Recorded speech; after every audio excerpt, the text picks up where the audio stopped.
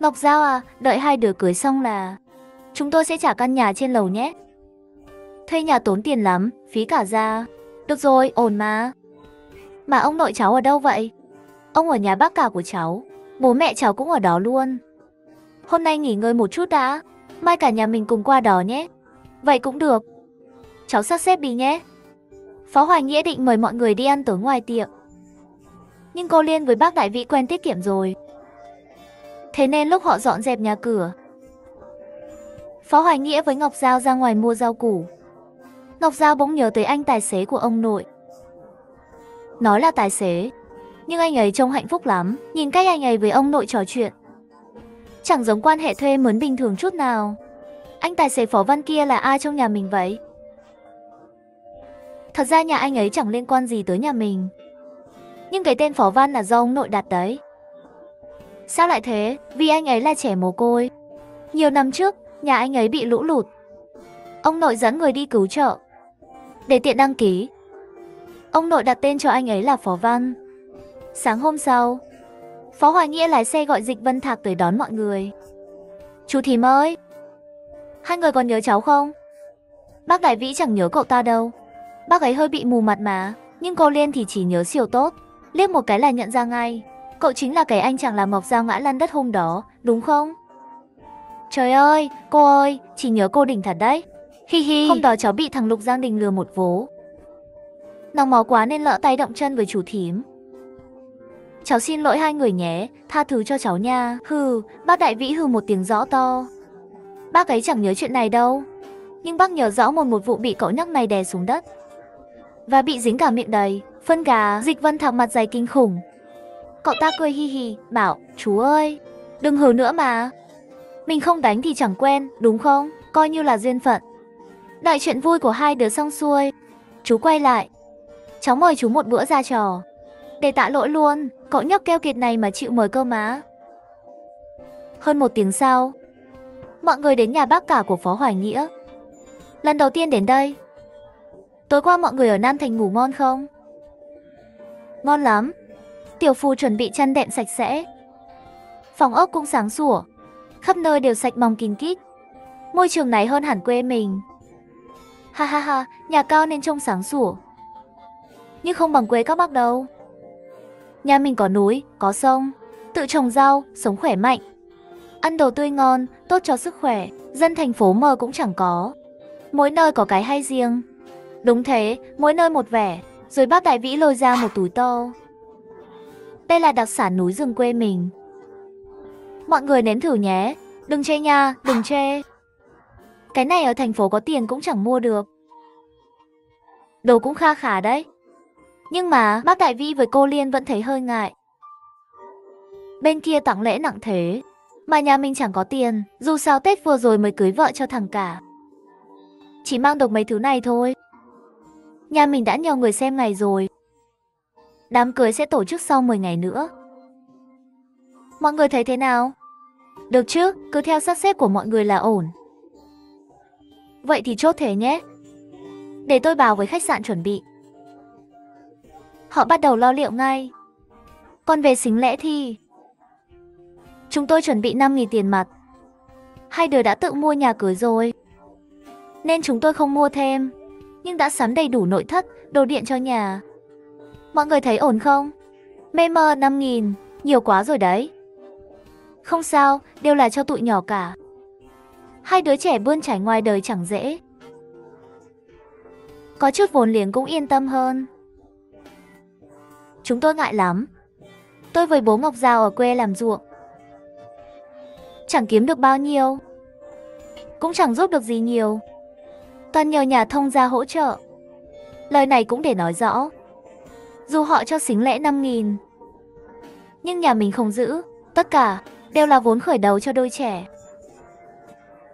Bên kia thấy nhà thông gia tuy điều kiện bình thường, nhưng nhân cách thì rất tốt. Sống với nhau lâu dài, nhân cách còn quan trọng hơn mấy thứ bề ngoài. Vậy là mọi chuyện chốt xong. Cô Liên tiếp tục cùng bà Phượng và cô Phương bàn chi tiết cho đám cưới. Một người đàn ông đã cưới vợ, nhưng cứ tìm cớ tránh mặt vợ mình. Thế là người vợ cố ý để con mình bị ốm. Hôm đó, Ngọc Giao với Phó Hoài Nghĩa đi chọn áo cưới. Còn bác Đại Vĩ với cô Liên thì ra trung tâm mua quần áo mới. Đồ đạc đúng là không rẻ. Hai người mua mỗi người một bộ, hết 100 đồng.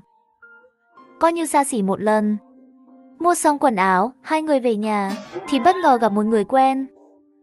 Phương Tình và bé Vương Thần vừa từ phòng khám ra. Thì chạm mặt bố mẹ Ngọc Giao. Sao hai người lại ở đây? Đây đâu phải nhà cô. Sao tôi không được ở đây chứ? Hai người lên đây Ngọc Giao à? Giờ Lục Giang Đình chẳng buồn nói chuyện với cô. Nhất là khi nhắc tới chuyện của Ngọc Giao. Cứ nhắc là anh ta có kỉnh ngay. Phương Tình cũng chẳng muốn chọc anh ta bực. Thế là thôi không hỏi nữa. Ngọc Giao sắp cưới rồi nhé. Nghe nói lúc hai người cưới, Ngọc Giao cũng đến uống rượu mừng. Đến khi Ngọc Giao cưới, cô nhờ đến uống một ly rượu mừng nha. Phương Tình trong lòng cảm thấy khó tả. Nếu trước đây cô còn nghĩ Phó Hoài Nghĩa có khi chỉ yêu đương với cô rồi thôi, chẳng cưới. Cô tự an ủi mình như thế. Nhưng giờ họ sắp cưới thật, thì cô biết an ủi mình kiểu gì đây? Thật sao? Nghe nói nhà trai cũng khá giả, họ đồng ý cưới cũng đúng thôi. Lục Giang Đình so với cô cũng đâu kém. Vậy mà chẳng phải đã cưới cô rồi sao? Ngày cưới đã định rồi nhé. Định rồi, ngày 16 tháng này, tức 20 dương lịch. Cô nhớ kỹ nhé. À đúng rồi, Phương Tình, giờ cô ở đâu vậy? Chúng tôi ở ngay gần đây thôi. Nhà do Giang Đình thuê cho mẹ con tôi. Thuê á? Thuê, có dịp về xem thử nhé. Phương Tình tâm trạng rối bời, dẫn con trai về nhà. Nhìn cái chăn rẻ tiền để dưới sàn và đống đồ chơi bừa bộn của thằng bé, cô bực mình không chịu nổi. Cô chụp lấy một con thú bông, ném mạnh ra ngoài. Vương Thần sợ đến run cả người. Mẹ ơi, mẹ làm sao thế? Sao con vô dụng thế hả? Con ốm rồi. Sao anh ta vẫn không đến thăm con? Chú Lục hả mẹ? Chú ấy mới đến hôm kia mà. Sáng hôm qua mới đi. Con ốm thế, lẽ ra chú ấy phải đến mỗi ngày. Mỗi ngày cơ á? Vương Thần cắn môi, sợ hãi chẳng dám nói gì. Mẹ chẳng phải đã dặn con rồi sao? Bảo con gọi anh ta là bố, không được gọi chú Lục nữa. Sao con cứ quên mãi thế? Nhưng con có bố rồi mà. Bố con tên là Vương Kiến Quân. Vương Kiến Quân, Vương Kiến Quân. Lại Vương Kiến Quân. Con có nhớ bố con trông thế nào không? Vương Thần lắc đầu. Thằng bé quen rồi. Với Vương Kiến Quân, nó chỉ biết qua lời chú Lục kể. Chú Lục bảo bố con tốt lắm. Tốt cái gì mà tốt? Nếu bố con tốt, ta đón mẹ con mình lên đây hưởng phúc từ lâu, chứ không để hai mẹ con mình bơ vơ ở quê đâu. Nhưng chú Lục bảo, bố con vì không muốn mẹ con bị bà nội bắt nạt, đã tiêu hết tiền tiết kiệm, con vay thêm để mua nhà cho mẹ con ở thị trấn. Thế mà gọi là tốt à? Đó là để phủi tay với mẹ con mình. Nếu bố con thật lòng vì mẹ con, đã không mua nhà ở thị trấn quê nhà, mà phải mua ở đây. Hiểu chưa? Vương Thần còn đi mẫu giáo. Nó hiểu gì đâu, nó chỉ biết nhà thì đắt, tiền thì khó kiếm. Tiền khó kiếm lắm, Thần Thần ơi. Lại đây nào. Vương Thần hơi sợ, từ từ tiến lại gần mẹ. Mẹ ơi, mẹ đừng mắng con ngoan thế này. Mẹ chỉ có mình con là báu vật, sao nỡ mắng chứ? Mẹ còn trông con lớn lên, kiếm thật nhiều tiền cho mẹ tiêu nữa cơ. Mẹ ơi, lớn lên con sẽ kiếm tiền thật to, cho mẹ tiêu, còn mua nhà to, mua cả xe hơi. Ha ha, đúng là con trai cưng của mẹ. Thế con có nghe lời mẹ không? Con nghe lời mẹ, lúc nào cũng nghe lời mẹ. Mẹ bảo con ốm là con ốm ngay, hi. Ngoan lắm, nhưng mẹ bảo con ốm, không phải vì mẹ không thương con.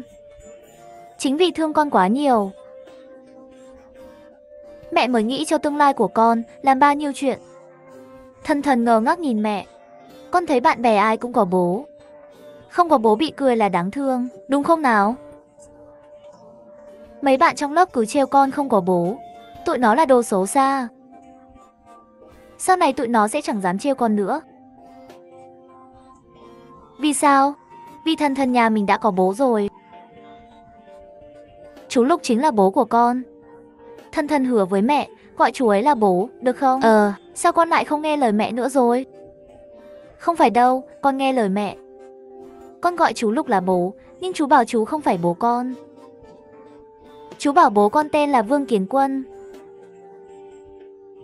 Và bảo con gọi chú là chú Lục. Phương Tình mặt mày cứng đờ. Tay bất giác siết chặt. Cưới rồi mà còn không cho thần thần gọi bố. Lục Giang Đình, anh ta bị gì thế không biết. Bên, Ngọc Giao với Phó Hoài Nghĩa đang chọn áo cưới thời này. Nói đẹp thì cũng không hẳn là đẹp lắm. Nhưng giá thì đúng là đắt đỏ. Người thường giờ kiếm 100 đồng một tháng đã khó. Vậy mà cô thử 5 bộ áo. Bộ rẻ nhất cũng hơn 2.000 đồng. Đúng là thời nào cũng chẳng thiếu người giàu. Thôi chọn bộ này đi. 3.800 đồng lận đó, không sao. Bố mẹ anh có tiền mà. Nhưng cũng không thể tiêu hoang thế chứ. Nếu mình không tiêu, bố mẹ anh cũng chẳng biết tiêu vào đâu. Thôi được, vậy chọn bộ này. Chọn xong áo cưới, hai người về nhà. Khi về đến nơi, cô Liên đang nấu cơm trong bếp. Cơm canh làm xong hết rồi. Chỉ lát nữa là ăn được ngay. Mau đi rửa tay đi nào. Hôm nay mọi chuyện thuận lợi chứ? Áo cưới chọn được chưa? Chọn được rồi, ngày kia bọn con đi chụp ảnh. Ảnh rửa xong sẽ đưa mẹ xem. Tốt, nhớ bảo họ rửa thêm một tấm ảnh nhỏ, mẹ mang về quê khoe. Dạ, được ạ. Cơm canh nhanh chóng dọn lên bàn. Ngọc Giao bỗng thấy bộ quần áo mới trên sofa. Mẹ ơi, bộ quần áo này là sao thế?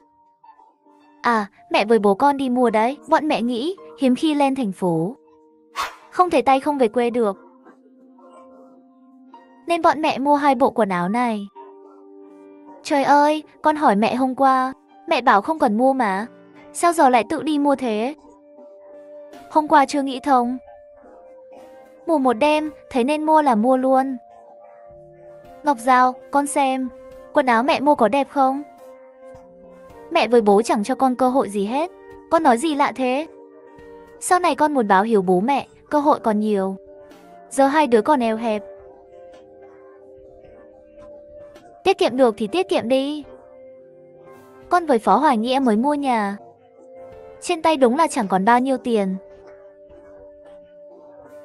Con còn định mai rảnh đi mua quần áo cho bố mẹ nữa. Quần áo thì không cần mua thêm, có mặc là được rồi. Mai nếu không bận,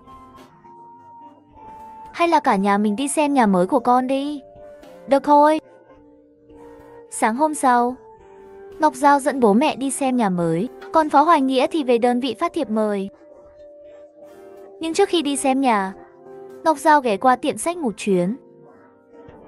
Cô đưa thiệp mời cho Chu Tĩnh và Lưu Diệc Hoan. Bọn chị biết rồi. Sếp gọi điện báo từ trước.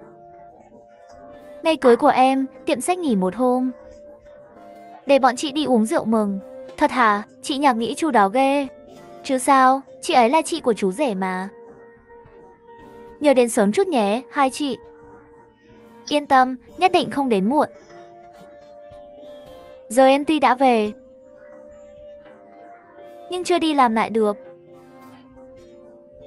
Hai chị phải vất vả thêm chút rồi. Không sao, bọn chị hiểu mà. Thời gian gấp gáp thế này, mấy ngày nay em chắc bận rộn lắm. Hai chị rẻ tình ghê. Họ chẳng vì em xin nghỉ, mà công việc nhiều lên nên giận dỗi. Lý do là vì Ngọc Giao chăm chỉ và thật thà. Trong ba người, em đến tiệm sau cùng, lại trẻ nhất. Chưa có gia đình, chẳng vướng bận gì. Bình thường em luôn đến sớm nhất, việc gì cũng dành làm. Thế nên hai chị rất quý em. Vì vậy, dù em nghỉ vài ngày, họ cũng vui vẻ ủng hộ.